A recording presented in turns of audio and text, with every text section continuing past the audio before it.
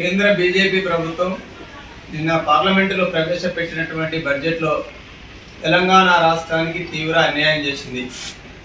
వ్యవసాయ రంగానికి కానీ, రైల్వే రంగానికి కానీ, విమానయాన రంగానికి కానీ కావాల్సినటువంటి నిధులను తెలంగాణ రాష్ట్రానికి కేటాయించడంలో బీజేపీ ప్రభుత్వం పక్షపాత వైఖరి అవలంబించింది. ఈ రాష్ట్రంలో 8 మంది బీజేపీ పార్లమెంటు సభ్యులు, కాంగ్రెస్ 8 మంది పార్లమెంటు సభ్యులు కలిగి ఉన్నప్పటికీ ఏ ఒక్కరు కూడా మన రాష్ట్రానికి నిధులు తేవడంలో ప్రయత్నం చేయకపోవడం విఫలం చెందడం జరిగింది. ఈ రాష్ట్రంలో ఉన్నటువంటి కాంగ్రెస్ ప్రభుత్వం బీజేపీ ప్రభుత్వం మీద ఒత్తిడి చేసి నిధులను విడుదల చేయాల్సినటువంటి బాధ్యతలో వైఫల్యం చెందింది.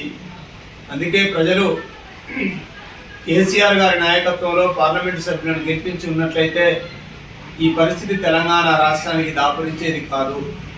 కాబట్టి భవిష్యత్తులోనైనా ప్రజలు గుర్తించి కేసీఆర్ గారి నాయకత్వంలో సరైన నిర్ణయం తీసుకోవాలని, కాంగ్రెస్ బీజేపీ పార్టీలకు తగిన బుద్ధి చెప్పాలని ప్రజలకు విజ్ఞప్తి చేస్తా ఉన్నాం.